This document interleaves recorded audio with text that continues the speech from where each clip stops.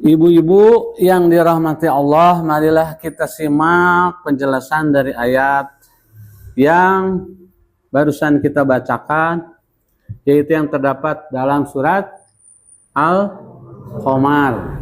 Al-Qamar itu naon Bu artinya? Bulan. Gitu ya. Bahasa Inggrisnya moon, moon. Hari madu bahasa Inggrisnya naon? Honey, honey moon teh artinya bulan madu. Jadi Al-Qamar itu artinya bulan. Itu berdasarkan ayat pertama teh ya. Dalam ayat 41 yang kita bacakan tadi melanjutkan kisah-kisah yang telah kita lalui, kisah kaum Ad, kisah kaum Samud, kisah kaum Lut ya Bu ya.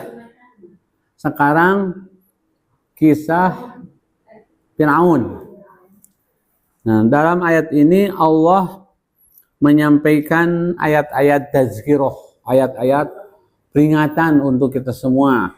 Kira-kira apa yang bisa kita ambil garis bawahi dari ayat-ayat ini untuk pengamalan kita.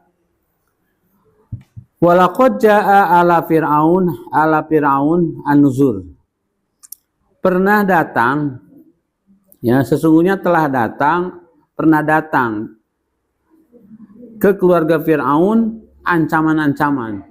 Jadi menceritakan sebelum Fir'aun dibinasakan oleh Allah, sebelum Fir'aun ditenggelamkan di Laut Merah, sebelum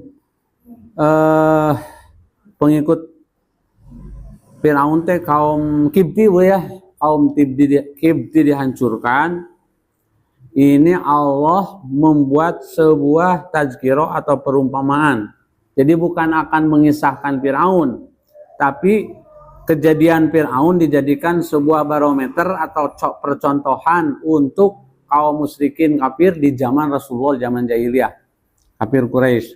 Firman Allah pernah datang kepada Fir'aun dan keluarganya dan kaum Kipti yang durhaka, itu yang musyrik, yaitu peringatan, ancaman-ancaman, apabila tidak begini akan aku azab dan sebagainya. Siapa yang menyampaikan ancaman Allah kepada kaum Fir'aun, Bu? Namina saha? Nabi Musa alaihi salam. Nabi Musa alaihi salam. Sareng saha? Dan siapa? Nabi Harun.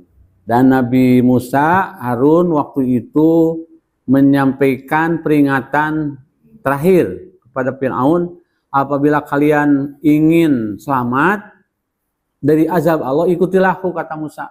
Ikutilah ajaran-ajaran Allah yang dibawa oleh aku dan Harun. Tapi seperti kita tahu di tarikh bahwa orang-orang Fir'aun tidak ada yang taat. Artinya lebih milih diazab karena mereka tetap tidak beriman. Kazabu bi ayatina kuliha, mereka Fir'aun dan bala tentaranya dan kaum Kipti telah mendustakan wahyu yang diterima oleh Nabi Musa alaihissalam secara keseluruhan. Tidak ada satupun yang dipercayainya. Bohong Musa itu. Nah, oleh karena itu sebagaimana yang pernah diancamkan kepada Nabi Soleh alaihissalam, apa yang diancamkan oleh Nabi Hud alaihissalam kepada umatnya, terus-terusan diberikan dakwah, diberikan motivasi agar taat kepada agama Allah. Tapi hanya segelintir orang yang menjadi pengikut Nabi Soleh dan Nabi Hud alaihissalam, oke, menjadi pengikut Nabi Nuh alaihissalam, yang ujung-ujungnya endingnya diazab, dimusnahkan oleh Allah. Seperti yang pernah disampaikan, sesuatu yang sudah rusak, yang sudah kronis, gitu, penyakit, oke kan, sudah kronis, tidak ada harapan, dioperasi hanya 10% mungkin tertolong, dan sisanya 90% mungkin mati. Gitu. Beri yang kudu 200 juta biaya di bedah bypass jantung. Almarhum Pak Dadang atau saya nampi pupus. Gitu. Kalau sudah kronis itu tidak ada jalan lain, harus dimusnahkan. Dalam pengertiannya lebih baik meninggal kalau manusia-manusia yang durhaka yang sudah tidak bisa diperingatkan lagi oleh para nabi, oleh Al-Quran, dimusnahkan. Nah, si Fir'aun itu pernah diperingatkan juga oleh Nabi Musa alaihissalam dengan Harun, tapi karena mereka tetap kazzabu bi ayatina kulliha fa akhaznahum akhza azizum muqtadir. Mereka akhirnya diazab dengan azab yang dari Maha Perkasa dan Maha Kuasa. Kumaha azabna teh, Bu? Bani Israel dikejar-kejar oleh bangsa Kipti dan Fir'aun. Allah menyelamatkan dengan membelah lautan. Orang-orang Bani Israel diselamatkan melintasi lautan, dan mereka yang ngejarnya Fir'aun dan bangsa Kipti ditenggelamkan, ditutupkan lautnya. Tidak yang tersisa, mati semua. Itu azab yang ditimpakan oleh Allah kepada kaum Fir'aun. Tidak ada yang tersisa, jadi termasuk Fir'aunnya mati, bahkan kematian yang terakhir dijadikan sebuah ibroh, di mana Fir'aun sempat mengakui Tuhannya Musa karena merasakan sekarang yakin apa yang diancamkan oleh Musa itu benar dan seruan Allah itu benar. Sekarang saya iman kepada Tuhanmu, kepada Tuhan Musa. Tapi tetap tidak ada artinya. Pertama, dosa sudah banyak, dan juga ucapan itu bukan ucapan penyesalan, tapi harapan untuk bisa terselamatkan. Habis musnah. Nah, lalu ayat 42, aku farukum khairum min ulaikum. Nah, ini menceritakan tentang orang-orang musyrik kafir Quraisy di zaman Nabi, di awal-awal Nabi diutus. Aku farukum, ini istifham. Apakah kufarukum, kekafiranmu, ya, itu ditujukan kepada orang kafir Quraisy. Apakah kalian kaum Quraisy, kafir musyrikin Quraisy, khairukum min ulaikum, apakah kalian merasa lebih baik daripada orang-orang musyrikin di zaman Fir'aun yang kalian juga mengakui kisah Fir'aun itu? Kamu kan percaya, kalian kan percaya Fir'aun pernah ditenggelamkan oleh azab Allah karena tidak mentaati seruan Musa. Kalian kan tahu, kata Allah kepada orang-orang kafir di zaman Nabi Muhammad. Apakah kalian tidak takut oleh ancaman Allah itu disebabkan kalian merasa lebih baik daripada orang-orang kafir di zaman Fir'aun?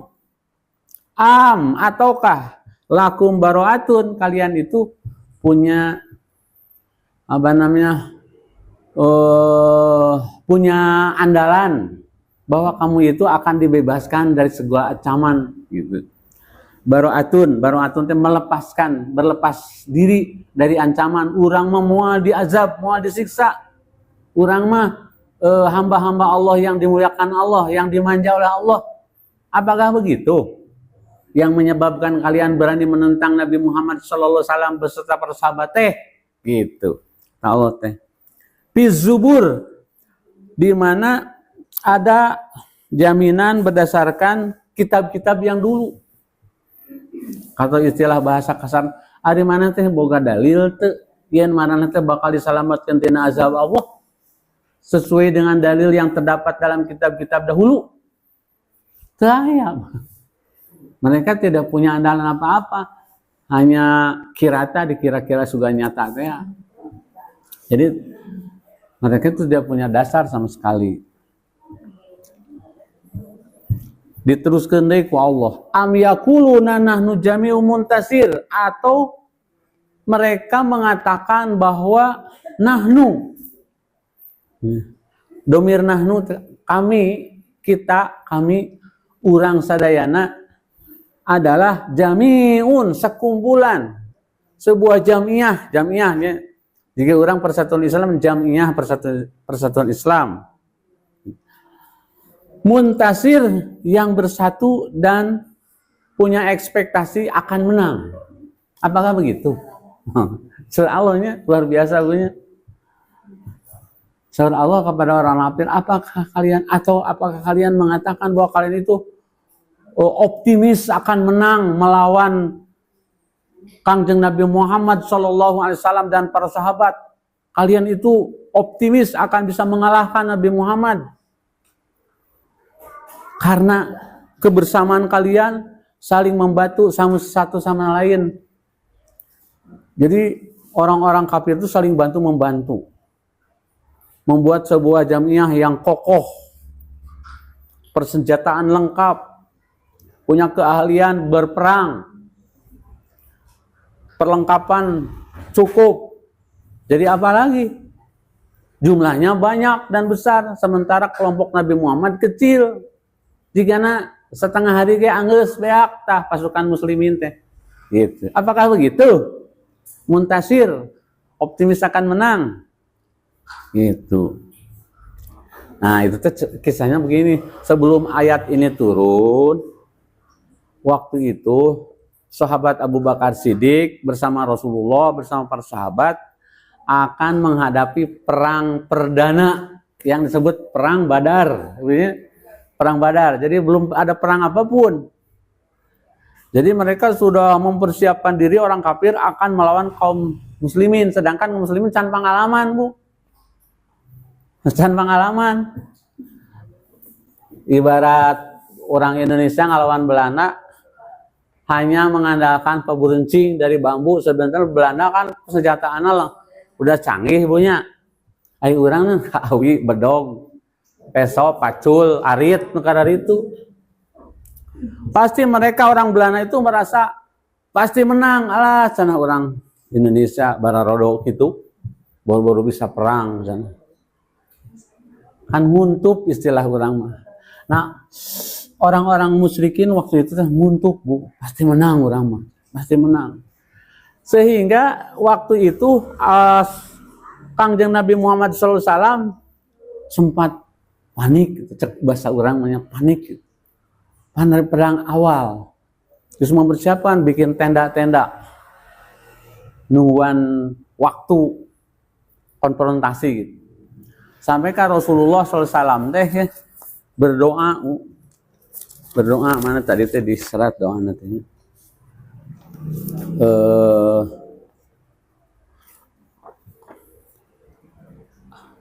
Kata Rasulullah, ansudduka ahda wa wa'dika. Ya Allah, aku mau bikin jaminan. Saya Rasulullah teh kalau Allah ngajamin teh abi bakal menang perang ya. Cek Rasulullah gitu. Kan kita jumlahnya cuma 300, orang kafir 1000.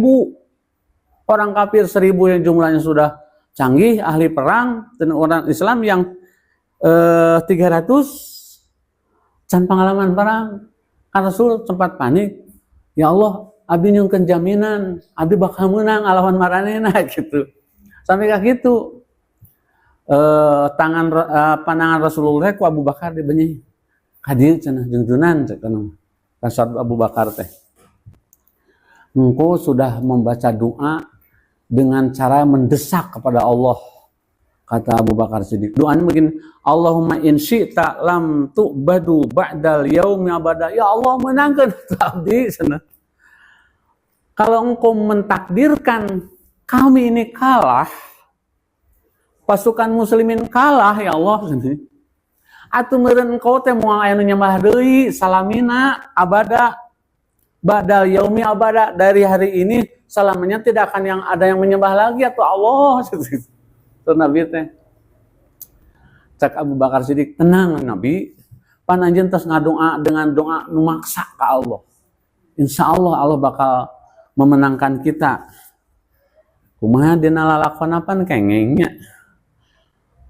Yang korban di pihak kaum muslimin hanya beberapa puluh orang, Sementara di kaum musyrikin banyak ratusan yang mati konyol istilah nama. Jadi dimenangkan perang Badar itu kaum muslimin. Ini kan kejadian yang luar biasa, di luar ekspektasi orang-orang musyrikin. Nah, cenah orang peteleh. Kurang kumaha, persatuannya luar biasa. Kokoh, ba'duhum ba'don, satu sama lain saling membantu orang kafir dengan kafir. Nah, bisa eleh. Itulah janji Allah. Sedangkan orang muslimin waktu itu hanya 300 tapi bisa menang. Nah, dianalisis kan orang-orang kafir. Ternyata yaitu tadi pertama dijamin ku Allah bakal kenging meskipun jumlah sedikit jumlahnya, tapi karena ada di pihak Allah, tentu saja Allah tidak akan membiarkan. Kacipta upami perang Badar eleh kumaha gitu. Kan sejarah yang buruk bagi kaum muslimin. Tapi karena kemenangan itu, semakin perang-perang berikutnya tidak pernah ada yang dikalahkan, tidak pernah kalah kaum muslimin perang Uhud, perang naon-naon oge, kecuali perang Uhud. Bukan kalah, tapi karena ada salah satu sahabat yang kurang mentaati kepada Rasulullah waktu itu. Sisanya selain perang Uhud dimenangkan oleh kaum muslimin. Ya. Nah itu doa nanti Allahumma in syi'ta lam tu'bad ba'dal yaumi abada. Ya Allah, jika engkau menakdirkan kami ini terkalahkan nanti setelah perang, lam tu'badu ba'da yaum. Tidak akan ada yang menyembah lagi setelah hari ini abada selamanya. Tong diapalkeun, Bu. Tong diamalkeun. Orang mau perang beneran. Iya. Hanya itu mah ibroh saja buat kita. Nah, ayat 44 terbukti.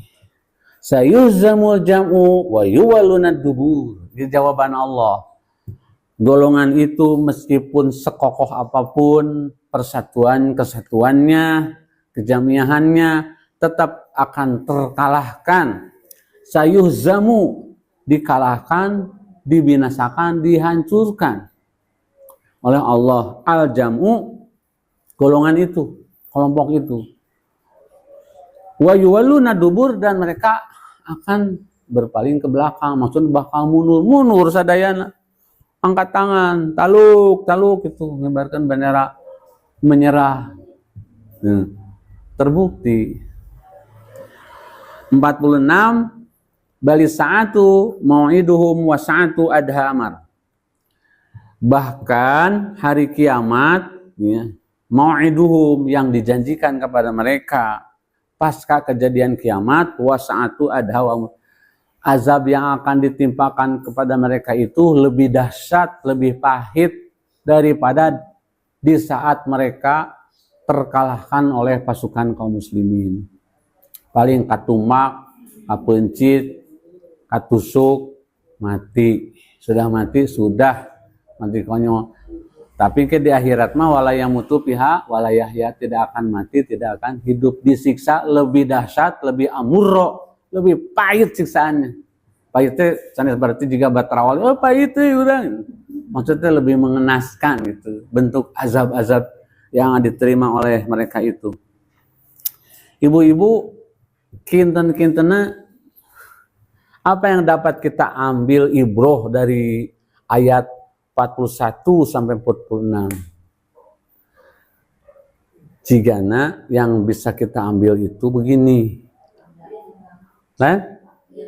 Keyakinan orang kafir saja yang begitu menyusun strategi kekuatan yang luar biasa, ya, yang mereka sudah memiliki ekspektasi atau harapan besar mereka adalah menang, bisa dikalahkan oleh hamba-hamba Allah yang jumlahnya sedikit dan belum berpengalaman perang.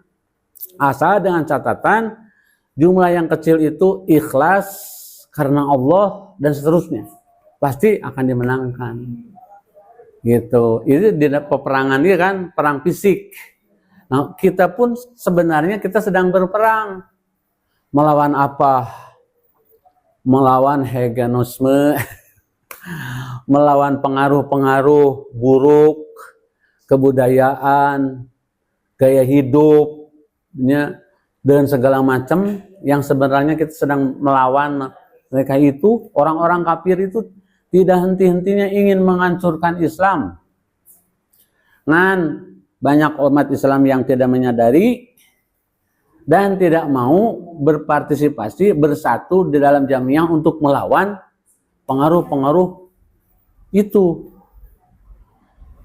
Abi kantos membaca sebuah buku mung ical bukuna nu nambut tengah uihkeun abi milaren cokodalan teu aya deui. Terjemahan buku dari bahasa Arab yang judul bahasa Indonesiana agenda-agenda Zionisme. Yang mengarang buku itu namanya Dr. Kailani Majid. Tah pamit dipilarian di Google aya Dr. Kailani Majid. Dr. Kailani Majid teh orang Palestina, bekas pendeta. Bukan bekas pendeta, dia pendeta Zionis, pendeta Yahudi.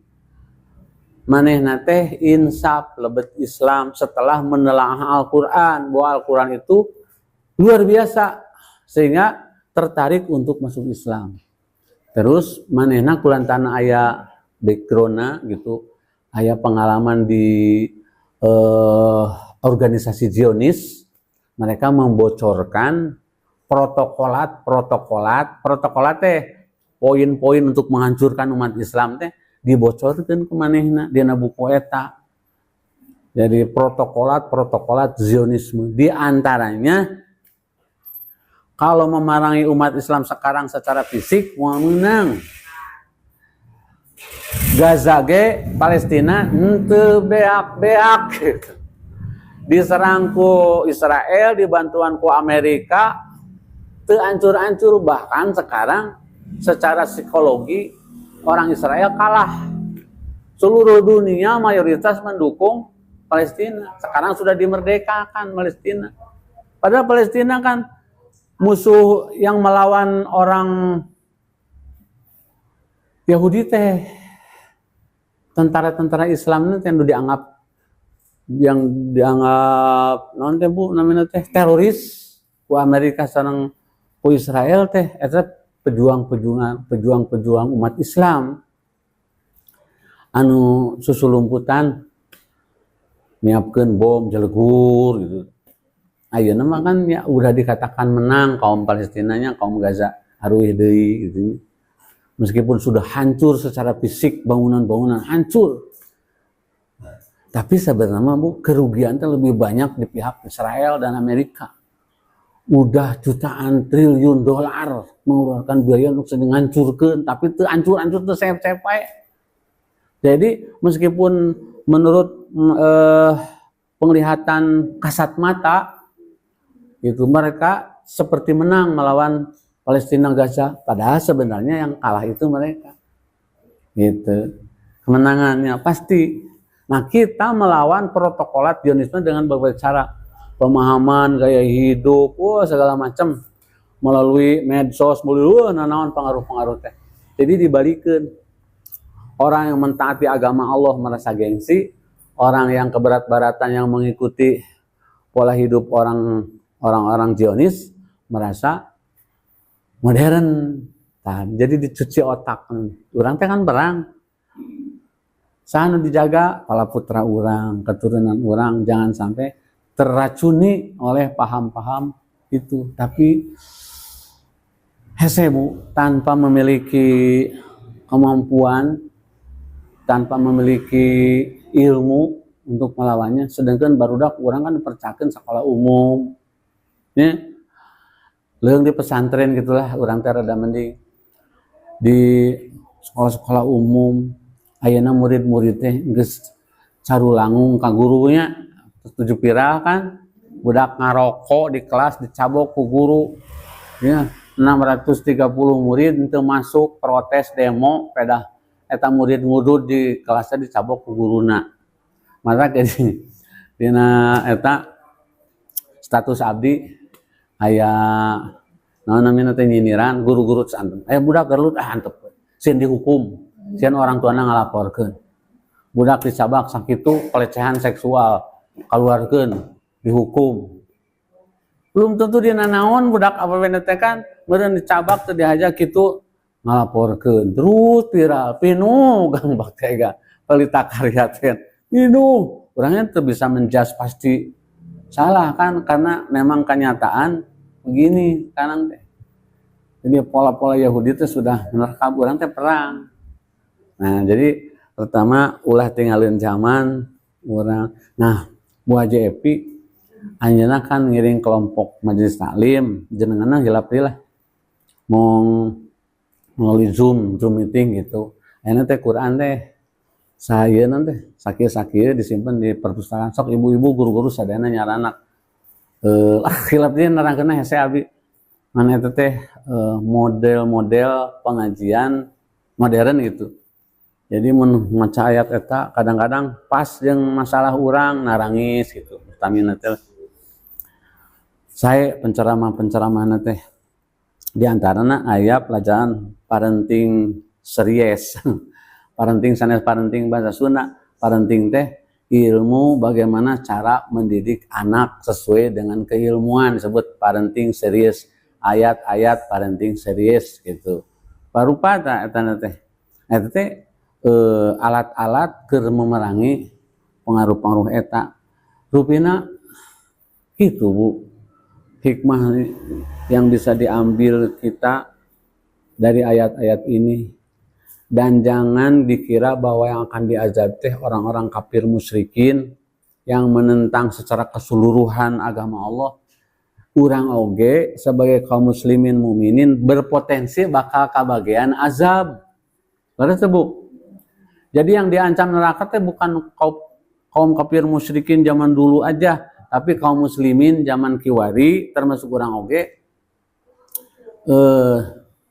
tidak tertutup kemungkinan segala kesalahan orang berpotensi akan diazab oleh Allah Subhanahu wa taala. Ya. Sebagaimana dalam sebuah hadis aya kana waktu sekediknya ya. Tilas khutbah abdi bieu. Tilas khutbah abdi aya sanes hadis Bu. Tapi para ulama mengkhawatirkan terjadinya suul khotimah terhadap seorang hamba. Wa aksaru man yusharu alaihi suul khotimah. Beberapa kemungkinan orang yang dikhawatirkan mengalami mati dalam kondisi suul khotimah. Wal iyazubillah, kita berlindung pada Allah. Satu, al-mutahawinu bis salat. Dua, orang yang melalaikan salat. Sok diengke-engke salat. Dua, al-mudminul lisir bil khomru. Orang yang sudah kebiasaan minum khamar, orang memual. Wal aquli walidaih, orang yang menyakiti ibu bapak. Waladzina yu'zil muslimin, dan orang yang suka menyakiti orang-orang Islam. Wa kadzalikal musadditu alal kabair wal mubiqat, dan orang yang memiliki kebiasaan perilaku yang buruk, adadil lam yatubu ilallahi minha, sehingga tidak bisa dia itu bangkit untuk tobat kepada Allah Subhanahu wa taala. Itu ibu-ibu bahayana teh ya. Jadi potensi kita akan masuk neraka termasuk suul khotimah. Kebalikan suul khotimah naon Bu? Husnul khotimah. Suul khotimah itu yaitu akhir yang buruk. Di antaranya yang paling dihati-hatikan adalah walladzina yu'zil muslimin, hubungan sesama muslimin. Kada hati-hati. Abi bisa nulis teh nya. Nulis ieu. Aya ieu. Hadis Rasulullah. Hadis Rasulullah we. Supados jadi peringatan kau orang sadayana awalu sanes ieu. Wa amma kada diserat bisi lami mah azulmu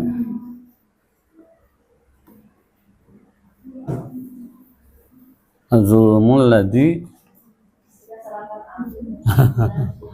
ladzi layat ruku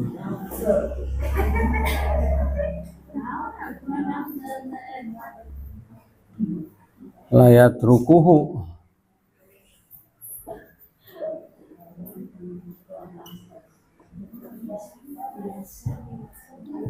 rukuhu padulmu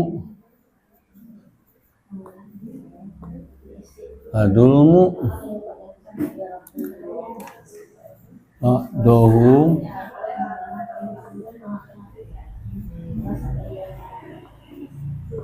ba'don hatta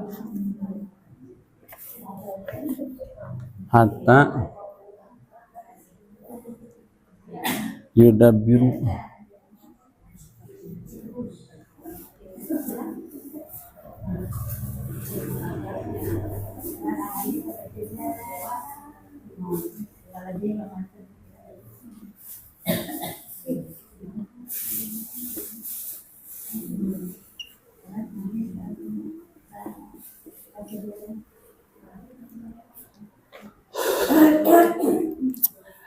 Jadi ibu-ibu wa amadzulmul ladzi la yatrukuhullahu, dan adapun kezoliman ya yang layat ruku yang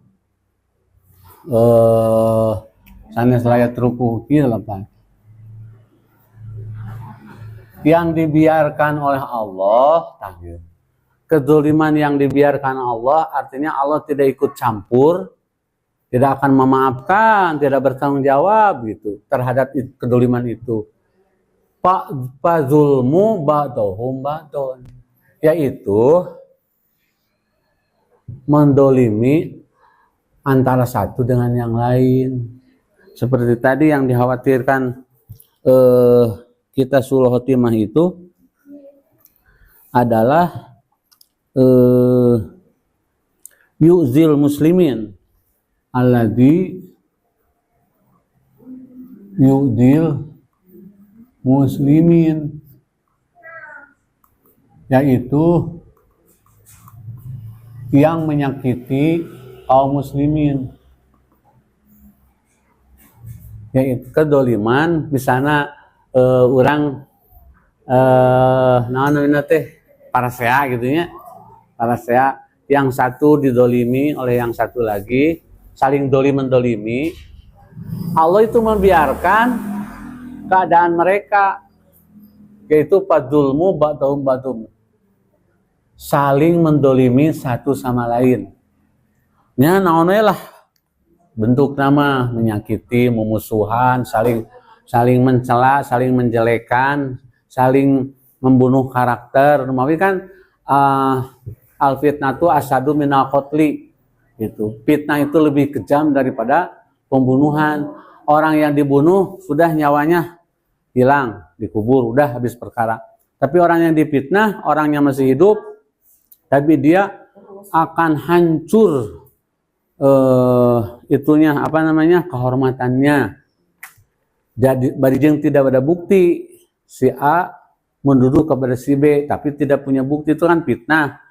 Si B itu kemana-mana sudah diberikan stigma oleh orang-orang, ya kan kebalik terus. Jadi dia hidupnya sempit gitu lah, mereka memantau. Padahal itu tengah lakukan. Oleh karena itu lebih kejam kan daripada membunuh. Padahal dosa membunuh itu jauh lebih tinggi dosanya daripada dosa apapun. Karena kabirul akbar itu kan satu, musyrik. Dua, dosa terhadap ibu bapak. Tiga, membunuh.